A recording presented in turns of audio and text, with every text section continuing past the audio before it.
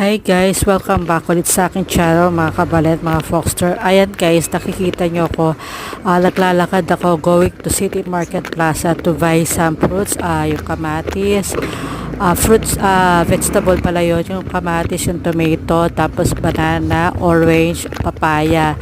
Yan, for a healthy sa ating katawan guys, mga kabalet, mga Foxter. So yan, medyo haggard yung boses natin. Pasensya na guys, mga kabalet niya. Nakikita nyo, naglalakad tayo. Anyway, mga kabalet, mga Foxter, don't forget to follow, like, and subscribe. Yan guys, nakikita nyo ako guys, naglalakad ako. So, pasensya na naputol kanina. At saka yung parang bungad yung aking boses. Kasi, siyempre super duper busy kaya medyo napagod guys. Don't forget to follow, like, and subscribe.